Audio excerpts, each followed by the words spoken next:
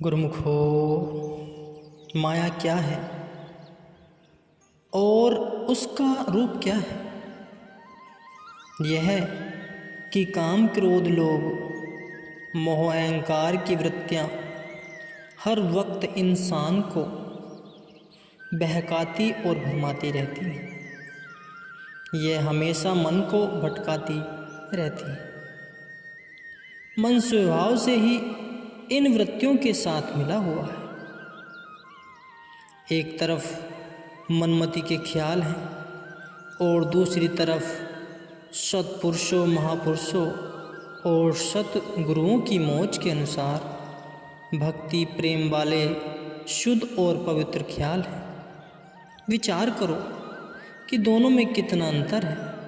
संतों का वचन है, मानुष मानुष अंतरा, कोई हीरा कोई कंकरा। अर्थात इंसान और इंसान में बड़ा अंतर है। एक इंसान तो हीरे की कीमत रखने वाला होता है और एक कंकर के मोल का होता है। इतना बड़ा अंतर दोनों में किस लिए है? इसलिए कि दोनों के ख्यालात में धरती आकाश का फेर है। कहाँ गुरुमुख पुरुष और कहाँ एक मनमुख जीव। कहाँ तो सत्पुरुषों की मौज से मिले हुए ख्याल और कहाँ मनमति के ख्याल। हीरे और कंकर का अंतर है दोनों में। अब जरा विचार किया जाए कि मनमति के ख्यालों में और महापुरुषों की मौज अनुसार पवित्र ख्यालों में जब इतना बड़ा अंतर है कि एक का मोल कंकर के बराबर और एक का हीरे के बराबर है, जहाँ इतने भारी नफ़ा नुकसान का प्रश्न है, वहाँ ख्यालात को शुद्ध, पवित्र और निर्मल बनाने की किस कदर ज़रूरत है। इसी भारी नफ़ा नुकसान को देखते हुए महापुरुषों को दया आती है और उन्हें दुख होता है कि क्यों जीव नुकसान की तरफ जाता है, क्यों काम, क्रोध, लोभ, मोह, अहंकार इसे धोखा देकर नुकसान कर रहे हैं। इन दुश्मनों ने क्यों जीव पर दबदबा डाले रखा है और क्यों यह जीव ताकतवर होते हुए भी इसके नीचे दबता चला जा रहा है। यह कोई मामूली सा नफ़ा नुकसान तो नहीं कि इसकी परवाह न की जाए। हाँ, अगर हज़ारों, लाखों या करोड़ों रुपए के नुकसान तक की बात होती तब भी महापुरुष इस कदर ख्याल न करते और न ही इतना जोर देते, क्योंकि यह झूठी दौलत तो महापुरुषों की नज़रों में कोई चीज़ ही नहीं। यहाँ तो मालिक की सच्ची भक्ति के होने या ना होने में इतने भारी नफ़ा नुकसान की बात है कि उस नफ़ा नुकसान का मुकाबला तीनों लोक के ध्यान से भी नहीं किया जा सकता। हाँ, यह इससे भी बढ़कर नफ़ा नुकसान का सौदा है। कहाँ तो मनमति जीव को नीच योनियों और 84 के चक्र में ले जाए, तथा कहाँ यदि जीव संत सतगुरुओं के वचन और उनकी आज्ञा में वह मौज को कबूल कर ले तो वह मालिक से जा मिले। इतना बड़ा फेर है। मालिक से मिलाप होना कहाँ और नीच योनियों का चक्र कहाँ। अगर सत्पुरुषों की मौज और उनके ख्यालों में जीव नहीं चलता तो फिर किस चीज़ के ख्यालों के मुताबिक कार्रवाई कर रहा है? फिर तो वह काम, क्रोध, लोभ, मोह, अहंकार के अधीन चल रहा है। तो फिर ये उसे कहाँ पहुँचाएंगे? इसमें शक नहीं कि ये मायावी पदार्थ दिखलाते हैं। जायदाद, सामान, पदार्थ और माया की सुंदर सुंदर मन को लुभाने वाली रचना रचते हैं तथा बहुत बड़ा आडंबर दिखाकर जीव को बहलाते फुसलाते हैं। मगर इनकी रहनुमाई जीव को कहाँ पहुँचाएगी? जीव किस बात को जा प्राप्त होगा। इसलिए संतों का कहना है कि वह ये बेहिसाब और बेअंदाजा नफ़ा नुकसान है। संत कबीर जी कहते हैं, कबीर गुर की भक्ति बिनु राजा गधा हो, माटी लदे कुम्हार की घास न डरे को। अब विचार किया जाए कि जाहिरी हालात में तो राजा की पदवी प्राप्त है, संसार के सभी सामान सुख ऐश्वर्य ऐश इशरत आदि अपने कब्जे में है, किसी चीज़ की कोई कमी नहीं। मगर फ़कत सच्ची भक्ति उसके पल्ले नहीं तो संतों ने उसकी रूह आत्मा को क्या दर्जा दिया,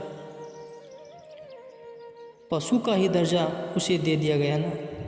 आखिर माया के सामानों ने उसे कहाँ पहुँचाया। अगर भक्ति नहीं तो फिर माया तो जीव की यही गति करेगी। अगर जीव महापुरुषों के वचन को कबूल नहीं करता और मनमति के ख्यालों में सुरती को लगाता है, तो मनमति के ख्याल उसे कहाँ ले जाएंगे।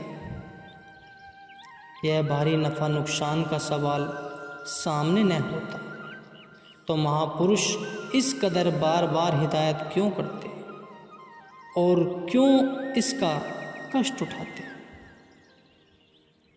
महापुरुष संतों के इतिहास पढ़ो, उनकी वाणियाँ पढ़ो और उनके जीवन चरित्र देखो।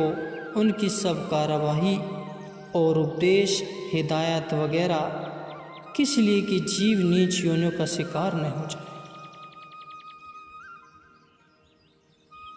महापुरुष फ़कत इन्हीं दुश्मनों के अर्थात काम क्रोध लोभ मोह अहंकार आदि से बचाते हैं कि जो मन को लुभाने वाली रचना दिखाकर जीव को बहकाते फुसलाते हैं, वे तो जीव के दुश्मन हैं। इसलिए जाल में फंसेंगे ही। अगर जीव भी इन दुश्मनों पर भरोसा करके इनसे मिल रहे तो क्या ये दुश्मन भी कभी सुख पहुंचाएंगे। जरा विचार करके इंसान खुद ही अंदाज़ा लगाए कि अगर उस पर काम या क्रोध लोभ मोह अहंकार आदि अथवा पांचों सवार हैं तो उसकी क्या गति करेंगे। क्या वे शांति देंगे। वे भला कहाँ से शांति दे सकते हैं। बस इसी बात का विचार होना चाहिए कि काल माया और मन जीव पर दबाव डालते हैं और उसे अपने कब्जे में करना चाहते हैं। मनमुक्ता जोर पकड़ लेती है।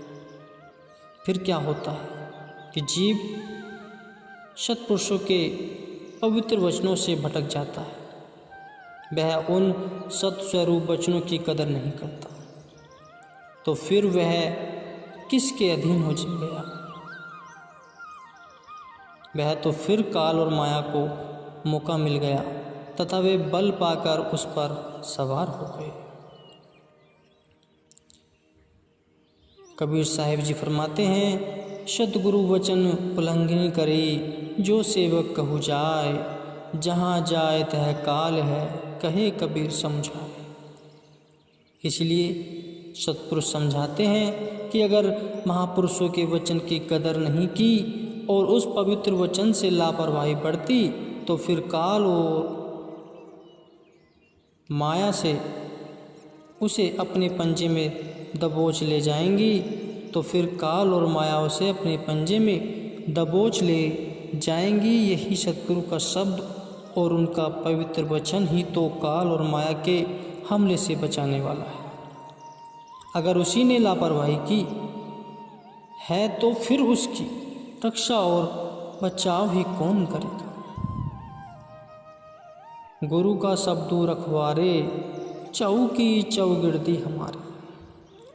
फ़कत गुरु का शब्द ही जीव की काल और माया से रक्षा कर सकता है। यही चौकीदार और पहरेदार है। जिस तरह चौकीदार के होते हुए चोर डाकू की हमला कर सकने की हिम्मत नहीं करते, इसी प्रकार ही अगर सतगुरु का शब्द पल्ले है तुम्हारे पास है तो फिर काल और माया की क्या मसाल जो जीव पर हमला कर सके। लेकिन अगर जीव महापुरुषों के वचन की लकीर से बाहर होता है, सत्पुरुषों के वाक्य के दायरे से बाहर निकल जाता है, तब तो दुश्मन हरगिज न छोड़ेंगे। जिस प्रकार श्री सीता जी को झोपड़ी में बिठलाकर श्री लक्ष्मण जी ने बाहर एक लकीर खींच दी थी कि इससे बाहर हरगिज मत जाना। रावण अवसर पाकर सीता जी को बहला फुसलाकर ले आया, मगर लकीर के अंदर जा सकने का साहस नहीं था। परंतु जो ही सीता ने लकीर से बाहर एक ही कदम रखा कि रावण का बस चल गया। फिर सीता जी की क्या हालत हुई, श्री राम जी से बिछुड़ गई और बिछुड़कर उसने कितना दुख पाया, किस कदर परेशानियां उठाई। इसलिए संत कहते हैं कि सद्गुरु का शब्द ही एक अपनी चीज है। इसी कारण सद्गुरु शब्द की इतनी बड़ी महिमा कही गई है। काम, क्रोध, लोभ, मोह, अहंकार आदि जो जीव को 24 घंटे परेशान करते हैं, इनके बहकावे से और मनमति के ख्यालों से जिनके अधीन जीव है, इन सब से फकत सद्गुरु का सार शब्द और पवित्र वाक्य ही बचा सकता है। मनमति के ख्याल जो हर वक्त सोचता है क्या ये सुख और शांति देंगे, नहीं, सुख तो केवल सद्गुरु के वाक्य और शब्द में है। सद्गुरु सुख सागरु जग अतरु हो रहे सुखु नाही। मन हर वक्त धोखा देता है। काम, क्रोध, लोभ, मोह, अहंकार गुमराह करते हैं और धोखा देते हैं। इनका धोखा कोई मामूली सा धोखा तो नहीं, बल्कि ये तो जन्म जन्मांतर तक 84 लाख योनियों का कीड़ा बना देते हैं। जीव की ऐसी बुरी गति को देखकर सत्पुरुषों, सद्गुरुओं को दया आती है। अगर जीव को माया ने दबा लिया या अगर काम, क्रोध आदि की उस पर सवार हो गए तो क्या हाल होगा। अपने आप जीव काल माया के हमले से बच सकने में समर्थ नहीं, तो फिर सतगुरु के वचन को ही दृढ़ करके पकड़ ले। वह वचन काल और माया से खुद व खुद ही रक्षा करेगा। लेकिन अगर दयाल पुरुष के दायरे से बाहर हुआ तो फिर काल ही हद में दाखिल हो गया। अब काल उसकी क्या गति करेगा, यही बार बार सोचने और विचार करने की बात है ग्रंथों।